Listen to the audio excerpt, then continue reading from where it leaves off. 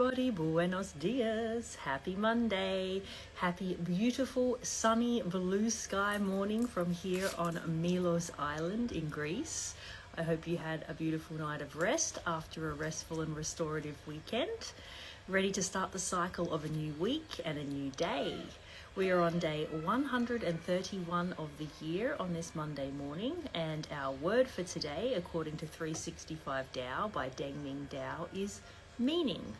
So grab your books, grab your journal and something to write with. Find a nice quiet and comfy place where you're not going to be disturbed for the next 15 minutes or so while we read together. If you can be outside like I am on this beautiful morning, take a few moments to just be in the natural world.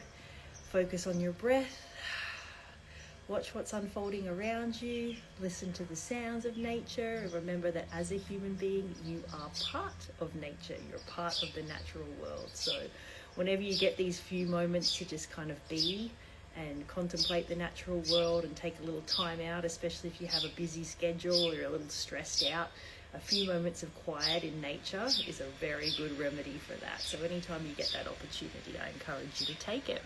So let's start reading together on the 131st day of the year, and let's see what 365 Tao has to say for us on the topic of meaning. Lightning tears temple asunder. Divine wrath or natural disaster? Interesting. So yeah, this is the question, and what is the meaning, right?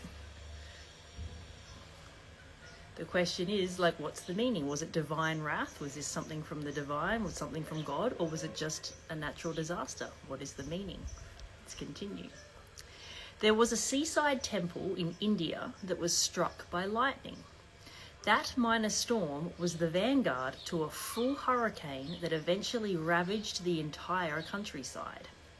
The old temple was split from its roofline to its foundations. One entire end of the building was parted from its body like a severed head. Was this karma? Was this the punishment of the gods? Or was it simply an old building and an unfortunate accident? That's a very interesting question to contemplate. Think about that. Was it this karma? Was it the punishment of God? Or was it just an old building and an accident? What was the meaning? I mean, it could have been any of those things, right? So, but what was the true meaning? That's the question for today. What you say shows your attitude about nature, reality, and whether you believe gods intervene in human affairs. If you insist that there was some reason that the lightning cleaved the temple, then you live in a world where uncertainty is the byproduct of some supreme being's emotional whims. I love that. If, however, you accept this incident solely as a natural disaster, then you also accept random occurrences in life. And, random occurrences are not the same thing as a supreme being's emotional whims. That's also another option. That's another meaning.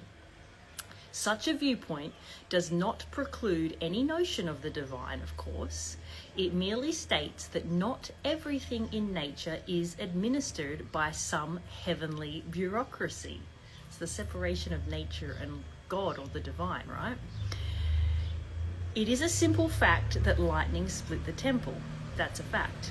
The meaning of this incident, if there is any, is determined by each person.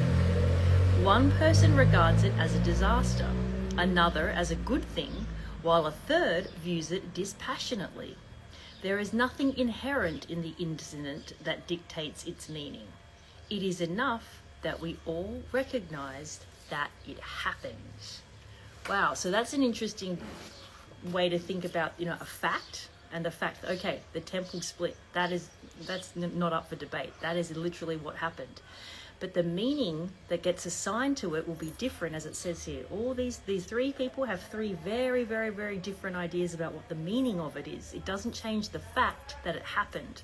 So I guess what this passage is teaching us is that yes, the fact is something happened, but it's probably dependent on individual circumstances or individual belief systems as to what the meaning of that is. And as it says here, it gives the examples.